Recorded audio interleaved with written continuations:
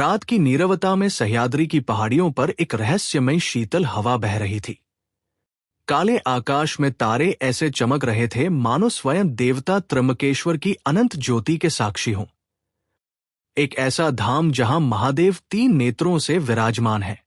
एक ऐसा स्थान जहां की मिट्टी भी ऊर्जा से भरी है, जहां की हवा में मंत्रों की ध्वनि घुली है और जहां की धरती अपने भीतर ऐसे रहस्य छुपाए बैठी है जिनकी परतें आज तक पूरी तरह खुल नहीं पाई है। कहते हैं त्र्यंबकेश्वर सिर्फ एक मंदिर नहीं, यह वह स्थान है जहां ब्रह्मांड का संतुलन नियंत्रित होता है।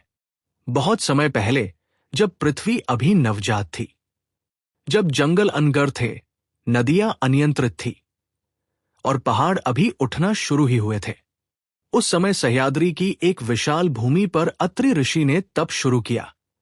यह साधारण तप नहीं था, यह ऐसा तप था जिसकी ऊर्जा से तीनों लोग कांप सकते थे।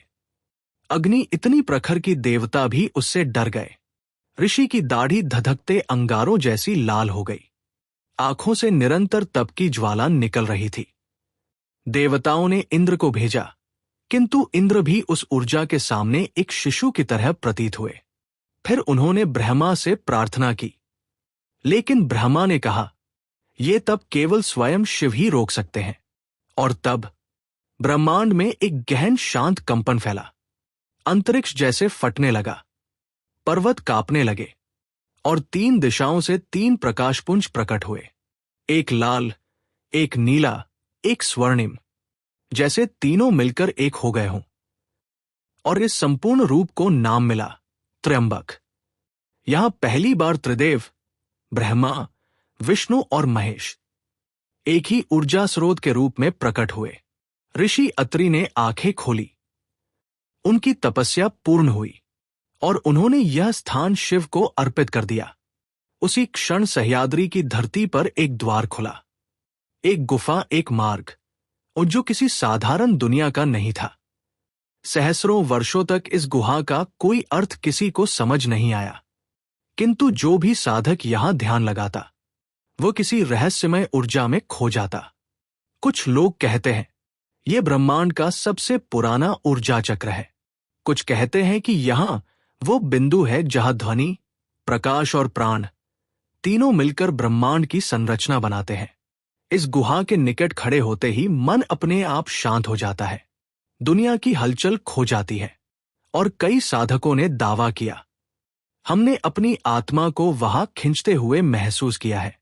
लेकिन इस गुफा का असली रहस्य आज भी इतना घना है कि इसे समझना मनुष्य के लिए शायद असंभव है।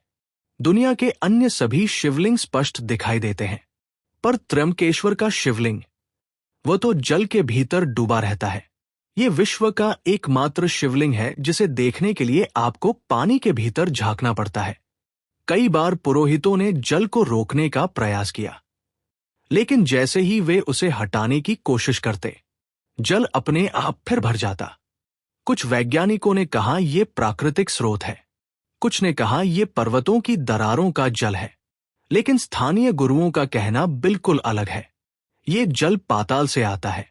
ये वो दिव्य धारा है जो शिव की तीसरी आंख से प्रकट हुई है। इस जल का रहस्य किसी को नहीं पता, किंतु आज तक यह कभी सूखा नहीं। और लोग कहते हैं यदि ये कभी सूख गया तो दुनिया में अराजकता फैल जाएगी।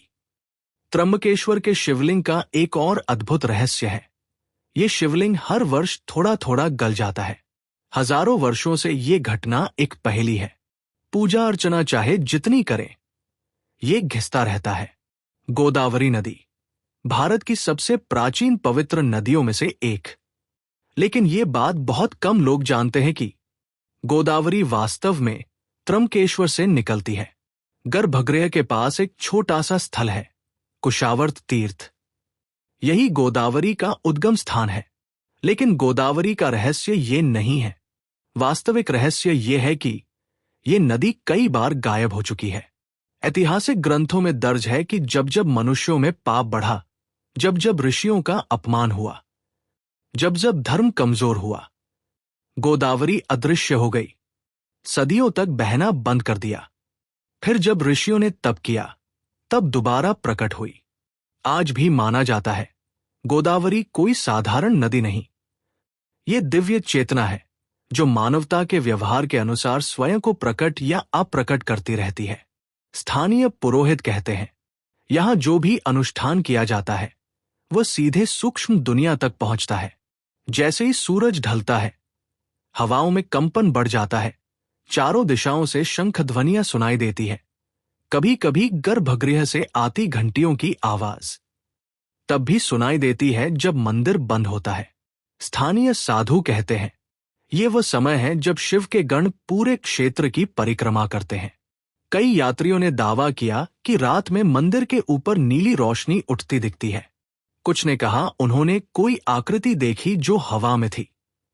मंदिर के भीतर एक अत्यंत छोटा सा स्थान है जिसे कहते हैं कालबिंदु।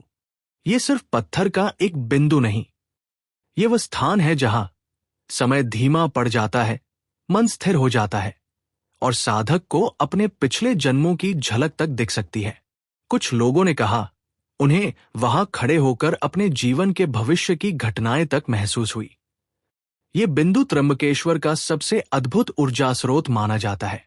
त्र्यंबकेश्वर एक ऐसा धाम है जहां त्रिदेव ब्रह्मा, विष्णु और महेश एक साथ उपस्थित माने जाते हैं। यहां की ऊर्जा इतनी शक्तिशाली है कि कहा जाता है यहां की हवा भी मंत्रों का रूप बनाकर मनुष्य के भीतर परिवर्तन लाती है। कई साधकों ने अपने अनुभव साझा किए कि यहां ध्यान करते हुए उनकी चेतना कहीं और चली गई। कई सदियों पहले त्र्यंबकेश्वर में एक अद्भुत घटना हुई थी। कहा जाता है कि एक रात एक साधु गर्भगृह के सामने ध्यान में बैठा था।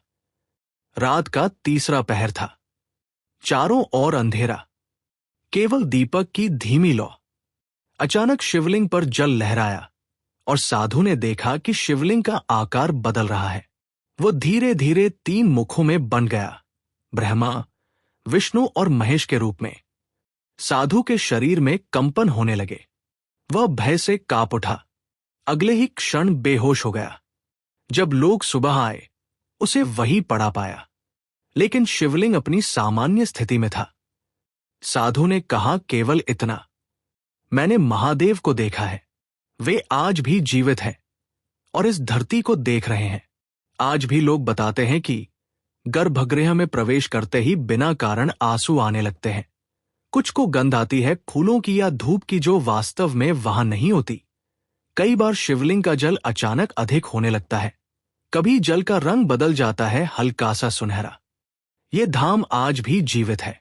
ये केवल पत्थरों का बना मंदिर नहीं, ये ऊर्जा का भंडार है।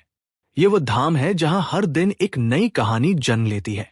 हर रात कोई नई ऊर्जा सक्रिय होती है। हर साधना कोई नई अनुभूति देती है। और शायद यही वजह है कि आज भी सह्याद्री की हवा में एक दिव्य कंपन महसूस होता है, क्योंकि यहां त्रिदेव के 3 नेत्र अब भी खुलकर इस संसार को देख रहे हैं। अगर आपको ये रहस्यमय यात्रा पसंद आई हो तो वीडियो को लाइक, शेयर और कमेंट जरूर करें। और ऐसी ही दिव्य कथाएं सुनने के लिए चैनल को सब्सक्राइब करना न भूलें। हर हर महादेव।